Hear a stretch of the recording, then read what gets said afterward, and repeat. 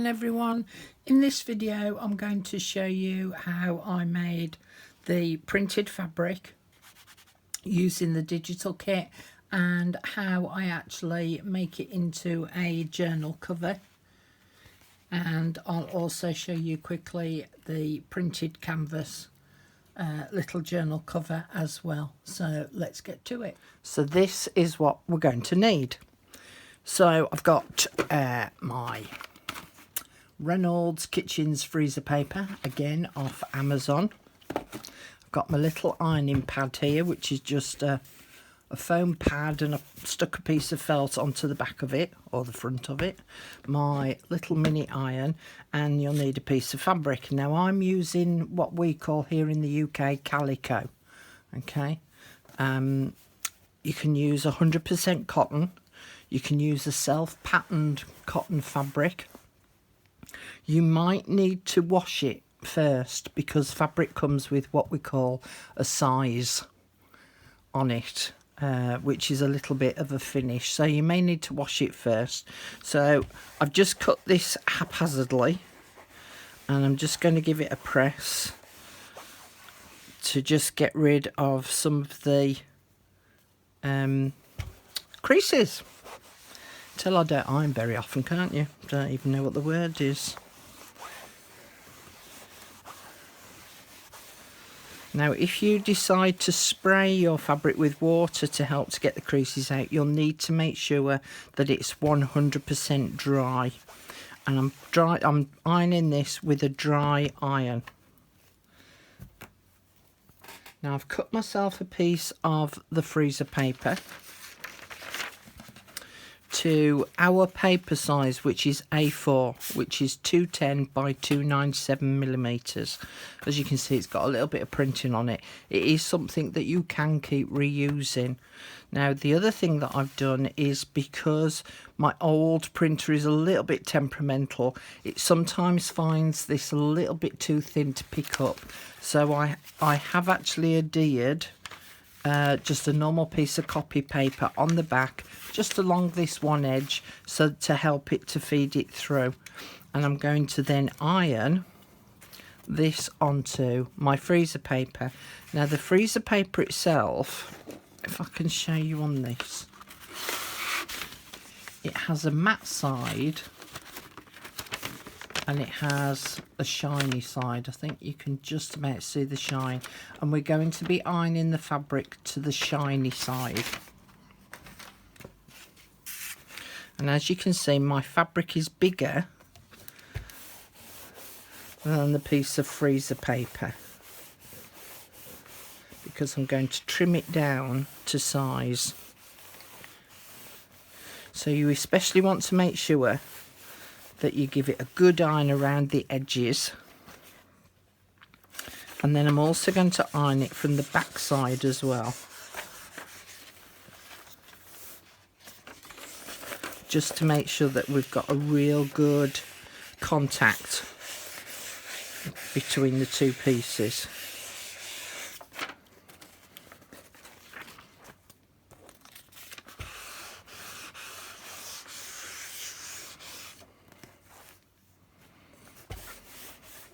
I'm then going to trim off, do it that side, the excess fabric. Now, if you get any little fraying bits of the fabric sticking out, try and chop them off, because we don't want them getting caught in your rollers. And I know that there's a lot of people who panic about, oh, you know, what if the little fibres wrap around me roller? But if you trim them off, it won't, and if you do it quickly, it won't fray any further.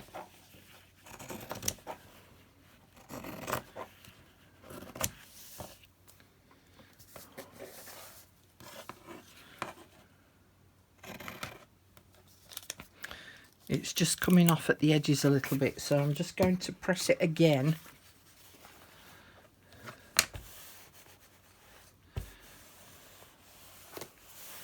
To make sure that we've got that good contact.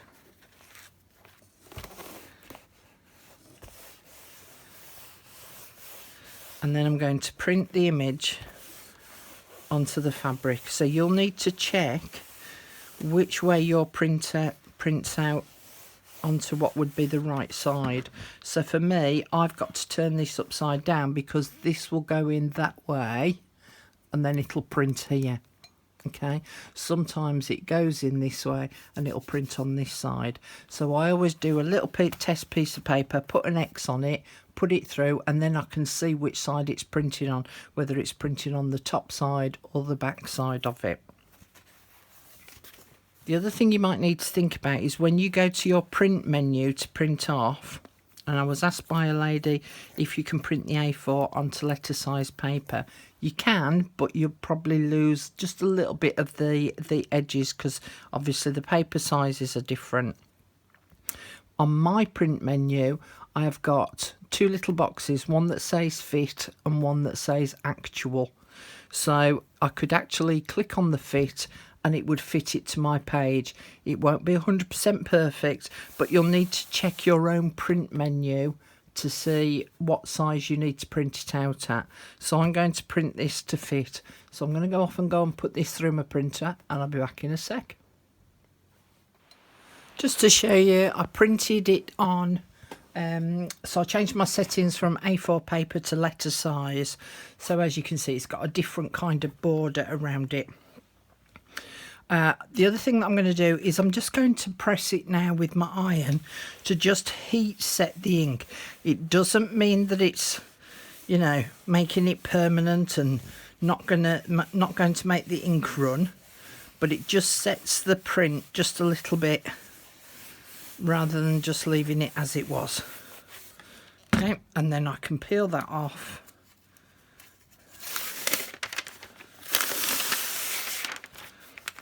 And I can use this again, so I'll keep that to one side, which makes me freeze the paper last longer.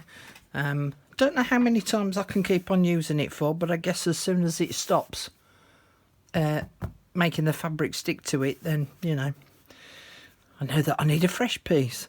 So what I'm going to do is I'm going to use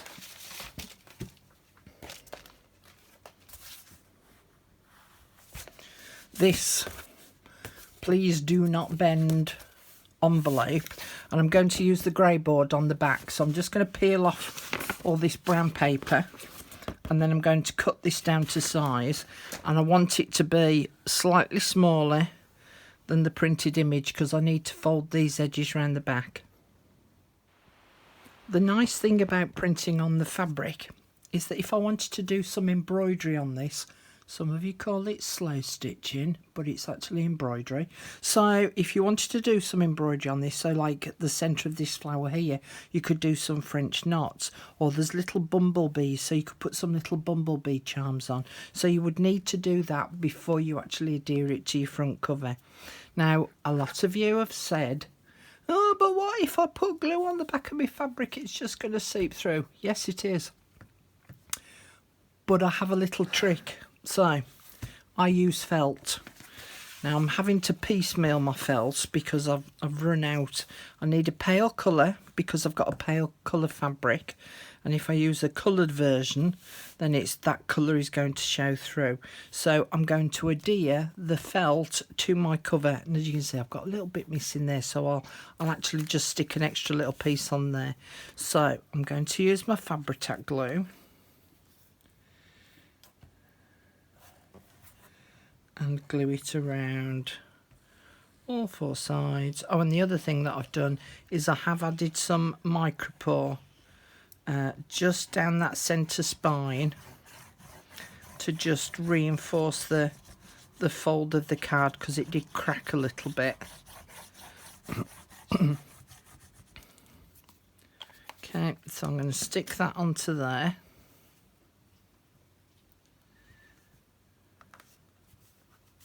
And this also now reinforces the spine as well. So I'll just cut a little bit off there.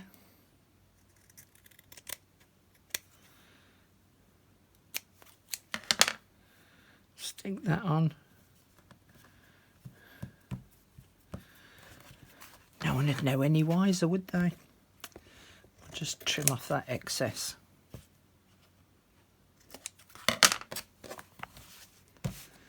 and then I can place my fabric on top. And as I say, I want to make sure that I've got a little bit of a border so that I can fold these edges over and glue those down. So I'm not actually placing any glue onto this fabric at all, and the felt will actually help to hold it in place. And by the time we've stitched our signature in as well, it's been reinforced to be held in place there as well. So I'm just going to now glue around these 4 edges and fold these bits of fabric in, and I'll be back in a sec. So as you can see, that's adhered to that piece of card really nicely, and I've only put glue around the 4 edges. There is no glue on this part at all. The other thing I'm going to do is I'm just going to trim off these little bits of fabric that's fraying, because they will show through when I stick my piece of paper on top for the inside cover. And I'm just going to cover the edges with the micropore again.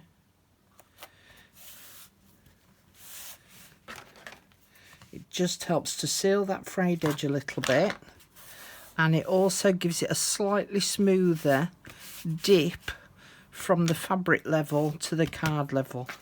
I've already cut my piece of paper that's going to go on the inside, so I'm just going to smother the back with my collal glue, paper to paper glue.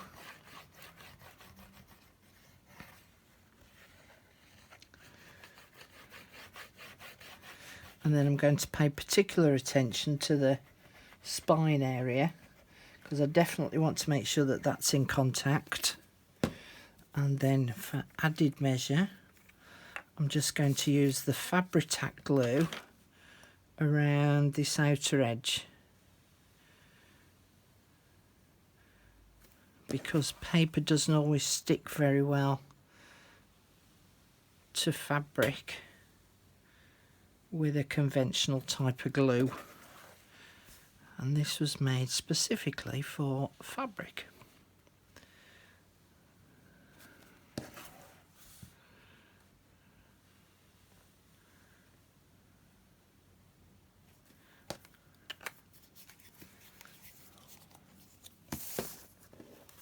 And then I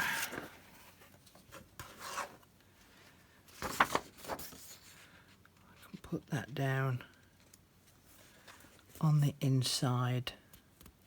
Let's make sure I'm all lined up.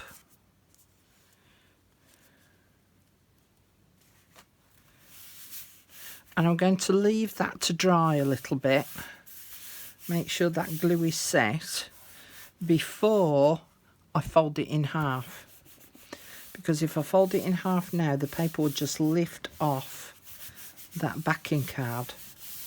So I'll see you back here as soon as that glue is dried. Now, just whilst that glue is drying, I just want to show you this.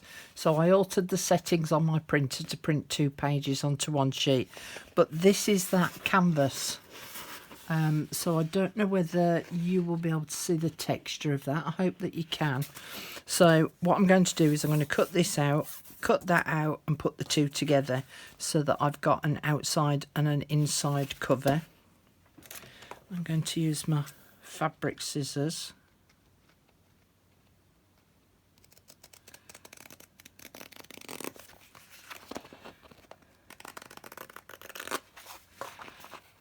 So that's 2 pieces cut out, and I'm going to put them back to back, and then I'm going to go and stitch on my sewing machine all the way around all 4 sides, and then I'll have a natty little cover for a little booklet in a texture that everyone will be like, ooh, what's that?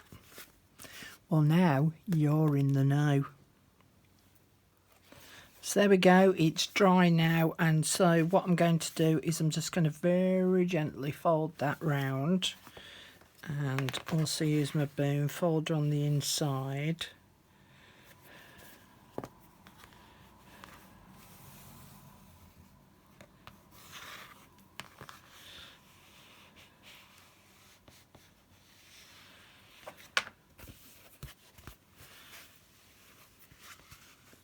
And there we have it. So whilst this fabric is loose, it's coarse on the felt, so the felt is holding it in place. And as I say, by the time you've stitched your signature in place here, it's also held in place there, which makes it sturdier. I'll probably put some little book corners on this as well. I need to just tend to that inside a little bit, and if it's too messy, I'll add a couple of pockets on the middle bit there to just cover over any misdemeanors there, because it's not quite solidly stuck down, but as near as damn it is to swearing. So there you go. So that's how you do a fabric covered journal, and that's how you do the printed canvas one. This would actually make a nice little wallet. So I'm not going to decorate it up because everyone has got all sorts of different things and different ideas of how to finish off a cover. But by the time I've added on lace or any charms or flowers, you know, there's all sorts of things that I can add to this. I could put lace around that spine area as well. I'll have a little think about that. But I hope you've enjoyed today's video, and I'll see you all again very soon with the last of my videos relating to this Junk Journals Facebook group collaboration. Thanks for watching. Bye for now.